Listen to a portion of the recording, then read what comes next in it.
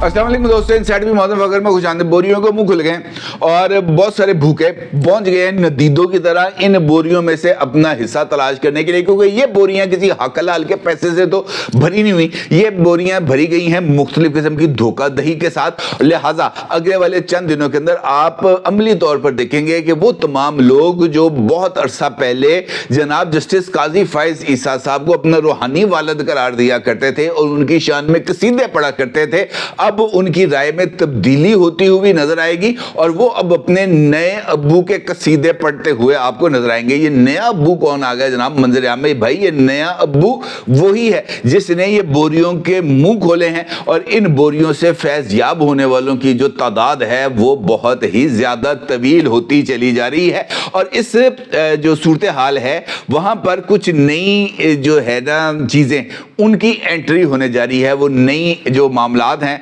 उसमें कौन कौन से अमूर शामिल होंगे और ये जो लंबी लाइन लगने वाली है बोरियों से फैज़याब होने वालों की, उनके अंदर कौन कौन शामिल है और ये जो नई मुहिम चल रही है जस्टिस काजी फायज ईसा साहब के खिलाफ, इसके नताइज क्या निकलेंगे, बड़ी इंपॉर्टेंट सूरत हाल है और इसके ऊपर आपके साथ बात करूंगा। लेकिन उससे पहले एक दो और जरा छोटी छोटी सी खबरें हैं मुंह का जायका चेंज करने के लिए, लेकिन हैं ये भी सुप्रीम कोर्ट ऑफ पाकिस्तान के हवाले से, इनका जिक्र करना बहुत ही ज्यादा जरूरी है। क्योंकि जब हम जस्टिस मजार अली अकबर नकवी साहब या सुप्रीम कोर्ट के हवाले से बात करते हैं तो हमारे सामने कुछ चीजें सामने बड़ी क्लैरिटी के साथ आती हैं। मिसाल देता हूं आपको, जस्टिस मजार अली अकबर नकवी साहब को सुप्रीम जुडिशल काउंसिल ने एक नहीं दो मरतबा शो काज नोटिस जारी किया और अभी तक ये जो मजार अली अकबर नकवी साहब हैं ये इन शो काज नोटिस का जवाब देने के लिए किसी भी तौर पर ना राजी नजर आ रहे हैं ना तैयार नजर आ रहे हैं और वो बार बार इस ख्वाहिश का इजहार कर रहे हैं कि उनका मामला सुप्रीम जुडिशल काउंसिल में चलाने की बजाय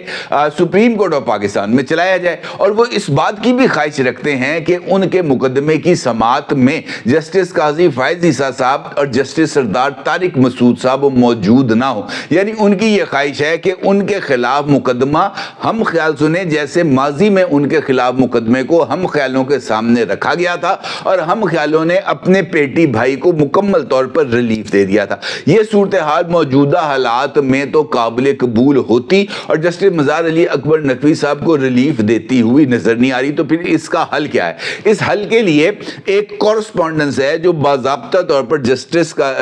जो है मजार अली अकबर नकवी साहब और रजिस्ट्रार सुप्रीम कोर्ट के दरमियान हो रही है और इस कॉरस्पॉन्डेंस में इसी नुक्ते के ऊपर बातचीत हो रही है कि जनाब क्या आप अपने मुकदमे को कॉन्टेस्ट करेंगे सुप्रीम जुडिशल काउंसिल में, क्योंकि इस कॉन्टेस्ट करने की कॉन्फर्मेशन के बाद ही अगली किसी कार्रवाई का आगाज होना है। लेकिन इस नुक्ते के ऊपर जस्टिस मजार अली अकबर नकवी साहब कोई राय देने से एहतराज कर रहे हैं और उनका यह ख्याल है कि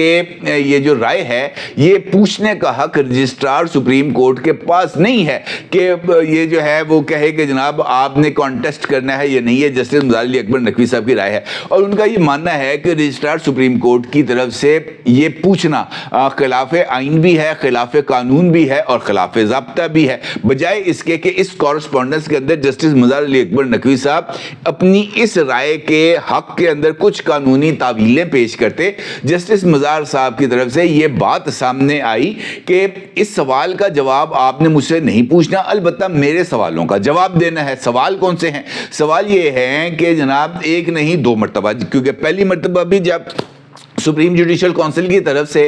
जनाब मजार अली अकबर नकवी साहब से पूछा गया था, उनसे राय मांगी गई थी कि जनाब आपने ये जो मुबैना करप्शन का एलिगेशन है इसके ऊपर आपको शोकाज किया जा रहा है, आपने इसका जवाब देना है। उस वक्त जस्टिस मजार अली अकबर नकवी साहब ने इसका सारी कार्रवाई को चैलेंज कर दिया था सुप्रीम कोर्ट ऑफ पाकिस्तान के रूबरू, जिसके बारे में ये बात सामने आई थी कि उस लेटर को शायद इंटरटेन नहीं किया गया और उसको मुस्तरद कर दिया। मेरी राय हो सकता है मैं इस मामले में गलत हूं। अलबत्ता अब जब दूसरा नोटिस जारी किया गया है उसके ऊपर भी जनाब मजार अली अकबर नकवी साहब की तरफ से उसको चैलेंज कर दिया गया सुप्रीम कोर्ट ऑफ पाकिस्तान में। ये जो कॉरस्पॉन्डेंस हुई है जजीला असलम और जस्टिस मजार के दरमियान, ये भी इसी की बेस पर हो रही है और जनाब मजार अली अकबर नकवी साहब का ये मानना है कि supreme court practice and procedures act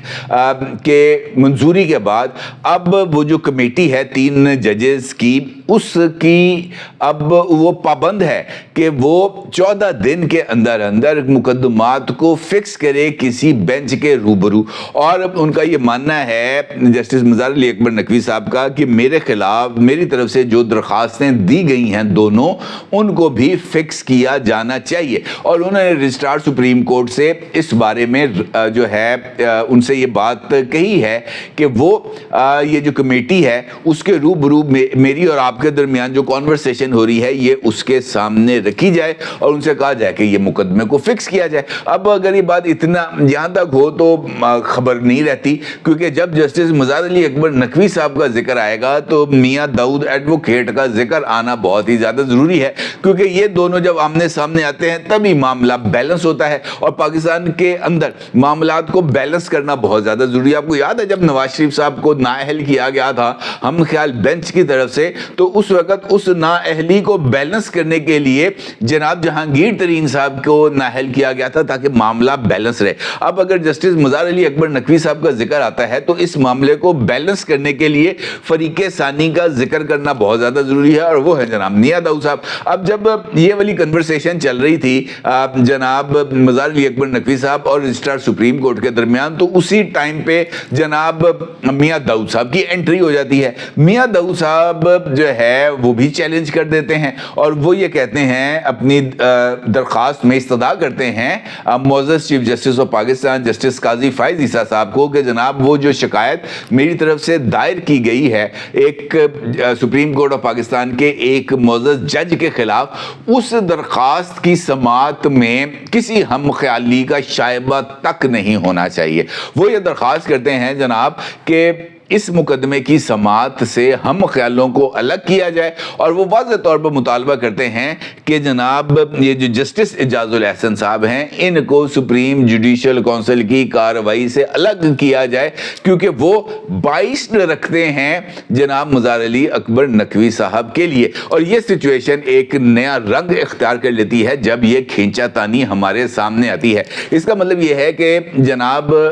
جو ہے میاں داؤد صاحب ان کی طرف سے جو درخواست دی گئی ہے وہ درخواست انفیکٹ مظہر علی اکبر نقوی صاحب کی طرف سے کی جانے والی استدعا کو بیلنس کر رہی ہے، کیونکہ مظہر علی اکبر نقوی صاحب کیا کہتے ہیں کہ جناب یہ جو ہے جسٹس قاضی فائز عیسیٰ صاحب اور جسٹس سردار طارق مسعود صاحب یہ ان کا مقدمہ نہ سنیں۔ میاں داؤد کہتے ہیں کہ جسٹس اعجاز الاحسن صاحب ان کا مقدمہ نہ سنیں۔ اس کا مطلب یہ ہے کہ اب ان کے درمیان معاملات ہوں گے اور وہ کسی حتمی نتیجے تک پہنچیں گے۔ البتہ یہی وہ نقطہ ہے جہاں پر بوریوں کے منہ کھلنے کے عمل کا آغاز ہوتا ہے۔ بوریوں کے منہ کھلنے کا جہاں تک معاملہ ہے تو یہ معاملہ بھی اتنا زیادہ سمپل نہیں ہے۔ حالیہ دنوں کے اندر یہ بات بڑی کلیئرٹی کے ساتھ سامنے آ رہی تھی کہ سپریم کورٹ آف پاکستان کے چیف جسٹس جناب جسٹس قاضی فائز عیسیٰ صاحب کے کانڈکٹ کو لے کر جان بوجھ کر ایک ایسی فضا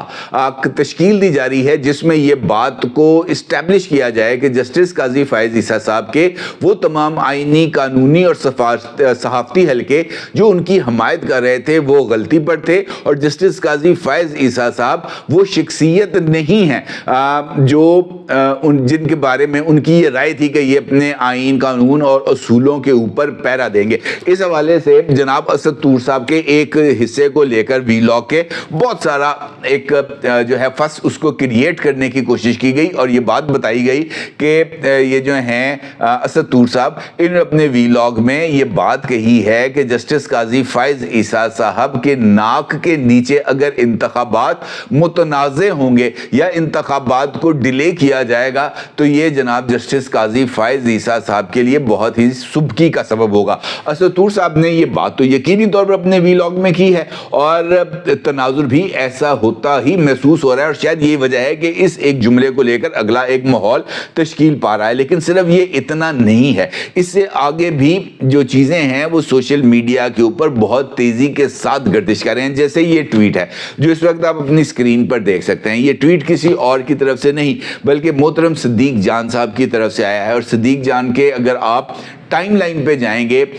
سابقہ ٹویٹر اور موجودہ ایکس ایپ پر تو آپ کو جسٹس قاضی فائز عیسیٰ صاحب کے ایشو اور جسٹس مزار علی اکبر نقوی صاحب کے معاملے کو لے کر آپ کو بہت زیادہ تفصیلی چیزیں ملیں گی اور آپ کو پتہ چلے گا کہ ان ٹویٹس کا تعلق جان بوجھ کر اسی ملیشیس کیمپین سے ہے جو جسٹس قاضی فائز عیسیٰ صاحب کے خلاف چلائی جا رہی تھی. اور صدیق جان صاحب نے جب جسٹس مزار علی اکبر نقوی صاحب کو شوکس نوٹس جاری کیا گیا تھا تو اپنی ڈی پی کو بھی تبدیل کیا تھا اور جسٹس مزار نقوی صاحب کی فوٹو انہوں نے اپنی ڈی پی پر لگائی تھی اور یہ اس بات کا اظہار تھا کہ میں مزار علی اکبر نقوی کے ساتھ کھڑا ہوں. یہ ان کا رائٹ ہے یقینی طور پر. البتہ یہ جو ٹویٹ جو اس وقت آپ اپنی اسکرین پر دیکھ سکتے ہیں, اس ٹویٹ کے اندر صدیق جان یہ کہتے ہیں کہ انڈکلیئرڈ اثاثہ جات میں جسٹس قاضی فائز عیسیٰ صاحب کے حق میں 6 جج صاحبان نے ووٹ دیا تھا اور ان میں سے 3 اس وقت سپریم کورٹ میں ہیں, 3 ریٹائر ہو چکے ہیں. ریٹائر ہونے والے ججز کو نوازا گیا ہے. جسٹس مقبول باقر کو نگران وزیر اعلیٰ سندھ بنایا گیا ہے. جسٹس مظہر عالم میاں خیل کو جناب مسابقتی ایپلیٹ ٹریبیونل کا چیئرمین لگا دیا گیا ہے موجودہ نگران حکومت نے. اور تیسرے جج ہیں جناب جسٹس منظور ملک, ان کو آج ہی جسٹس قاضی فائز عیسیٰ نے جوڈیشل کمیشن کا ممبر بنا دیا ہے. ایک نے مارچ میں ریٹائر ہونا ہے اور ان کے لیے نگران حکومت ابھی سے کوئی عہدہ ڈھونڈ رہی ہوگی یا ڈھونڈ رکھا ہوگا. اب لوگ یہی بیانیہ بنائیں گے کہ غیر آئینی نگران حکومت کو لیگل کور دینے کے بدلے نگران حکومت جسٹس قاضی فائز عیسیٰ صاحب کے دوستوں کو نواز رہی ہے. اب بندہ پوچھے یار جسٹس مقبول باقر کو نگران وزیر اعلیٰ سندھ بنانا کیا جسٹس قاضی فائز عیسیٰ صاحب کی طرف سے کوئی آرڈر تھا؟ بھائی یہ ایک آئینی عمل تھا جہاں پر سندھ کی جو ہے گورنمنٹ نے جو قائد ایوان ہیں مراد علی شاہ صاحب, انہوں نے قائد حزب اختلاف کے مشورے کے بعد ان صاحب کو لگا دیا. اب اس میں جسٹس قاضی فائز عیسیٰ صاحب کہاں سے آگے؟ اسی طریقے سے مظہر عالم میاں خیل صاحب کو لگایا ہے تو نگران حکومت نے لگایا ہے اور نگران حکومت کا کوئی معاملہ اس وقت جسٹس قاضی فائز عیسیٰ صاحب کے روبرو نہیں ہے. جسٹس منظور کو لگایا ہے جناب قاضی فائز عیسیٰ صاحب نے یہ جو ہے جوڈیشل کمیشن کا رکن اور 2 سال کے لیے, اور جوڈیشل کمیشن کا کوئی بھی رکن جو ہے وہ سرکار کے خزانے سے 1 روپیہ نہیں لیتا, 1 روپیہ نہیں لیتا. اس کا مطلب یہ ہے کہ اگر اس بات کو درست تسلیم کر لیا جائے تو واحد اپوائنٹمنٹ اس میں سے ایک ہے جو جسٹس قاضی فائز عیسیٰ نے کی ہے اور وہ جسٹس منظور کی ہے. اور جسٹس منظور ملک صاحب جو ہیں ان کی تعیناتی میں سرکار کے خزانے کا 1 روپیہ نہیں لگ رہا. یہ بالکل ویسی ہی صورتحال ہے جیسی کل عمران خان نے سائفر کیس کے اندر کی تھی اور انہوں نے جرنلسٹوں کے ساتھ غیر رسمی گفتگو میں اس بات کا ذکر کیا تھا کہ میں قرآن پر ہاتھ رکھ کر یہ قسم کھانے کو تیار ہوں کہ نکاح سے پہلے میں نے بشرا بی بی کو نہیں دیکھا تھا, اس دن دیکھا پہلی مرتبہ جب میرا نکاح ہوا. اب اس بات کو تسلیم کرنے کے لیے بندے کو بہت بڑا ہی دل گردہ چاہیے اور اس کی وجہ یہ ہے جناب کہ اگر کوئی رشتہ طے کیا گیا ہو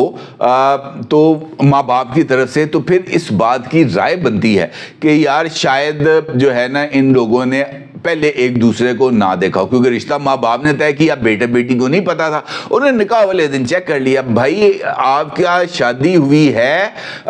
بشرا بی بی سے جن کی 20-25 سال پہلے شادی رہی ہے, 5 بچوں کی ماں تھی, تو رشتہ کون لے کے گیا تھا؟ بھائی رشتہ آپ نے خود ہی دیا تھا نا, یا اس نے کہا تھا بشرا بی بی نے کہ میرے ساتھ شادی کرو, آپ نے کہا ہاں ٹھیک ہے میں اس وقت ویلا میں تمہیں بیاہ کر لاں گا. یار کس طرح لوگوں کو پاگل بناتے ہیں, کس طرح لوگوں کے دماغ سے کھیلتے ہیں. یہی وہ طریقہ کار ہے جو بعد میں تنقید کا سبب بنتا ہے اور پھر اسی کو لے کر لوگ آگے چلتے ہیں. لیکن کیا کیا جائے, یہ ان لوگوں کے دماغ ہی شاید اتنے بند ہیں, ان کے تک کوئی چیز نہیں پہنچتی. اب جس طرح صدیق جان ہے ٹویٹ پہ ٹویٹ چلائی چلے جا رہے ہیں اور مقصد کیا ہے کہ جناب اس کیمپین کے اندر حصہ ڈالنا جو جسٹس قاضی فائز عیسیٰ صاحب کے خلاف چل رہی ہے, اور اس میں سے فائدہ بھی اس طریقے سے اٹھانا کہ جناب عمران خان کے لیے کوئی گنجائش بن جائے کسی بھی طریقے سے, اور اس کے لیے ہر ایک جو ہے وہ راستے کو تیار کرنے. اسی طریقے سے جناب یہ اظہر صدیق صاحب ہیں, اظہر صدیق صاحب نے بھی ٹویٹ کیا ہے, سیکرٹری دفاع سویلینز کے فوجی عدالتوں میں ٹرائل کو غیر آئینی قرار دینے کے سپریم کورٹ کے حکم پر عمل درآمد نہیں کر رہے.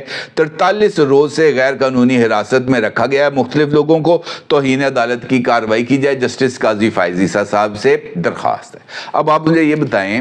کہ آپ کو اتنا پرابلم ہے تو بھائی پاکستان آئیں, آ کر سپریم کورٹ آف پاکستان میں توہین عدالت کی کارروائی کریں, درخواست دے کہ جناب آپ کے فیصلے پر عمل درآمد نہیں کیا جا رہا. یہ دودھ کا دودھ اور پانی کا پانی ہو جائے گا. या तो ये है ना कि काजी फायद ईसा साहब कहें जनाब मैंने ये मुकदमा नहीं सुनना, लगाना ही नहीं है, जिस तरह जनाब उमरता बंदयाल साहब के दौर में होता था, मुकदमे वो जो है पता नहीं किस जगह पे घुसा दिए जाते थे, निकलते नहीं थे बाद में। अब भी पता चलेगा ना ये मुकदमा लगता है या नहीं लगता, लेकिन ये नहीं करना, सिर्फ एक माहौल की क्रिएट करना। वजह क्या है? बोरियों के मुंह खुल गए। मैंने आपको कहा कि वो तमाम लोग जो ट्वीट्स करते हैं या वीलॉग्स करते हैं आजकल, उनके लिए, या जो पोस्टें लगाते हैं सोशल मीडिया पर, उनके लिए आजकल पौं 12 की सिचुएशन हो गई है। और आने वाले दिनों में आप देखेंगे कि इसकी शिद्दत में और इसके जो है ना अदायगी में इजाफा होगा। और वो तमाम लोग जो कल तक जस्टिस काजी फायद ईसा साहब को अपना रूहानी वालिद करार देते थे, वो आने वाले दिनों में जस्टिस मज़ार अली अकबर नकवी साहब को अपना नया अब्बू करार देंगे और उनकी शान में कसीदे पढ़ते हुए आपको नजर आएंगे, क्योंकि शर्म तो है ही नहीं और ना ही किसी ने कोई शायद सिखाई है और ना ही कोई असूल पसंदी रह गई है। बाकी जो है, अगर कायद आज़म को इसी तरीके से इस्तेमाल करना तो मर्जी आपकी, हम क्या कह सकते हैं। अपनी राय को ज़रूर कीजिएगा। आपको बहुत शुक्रिया। अल्लाह हाफिज़।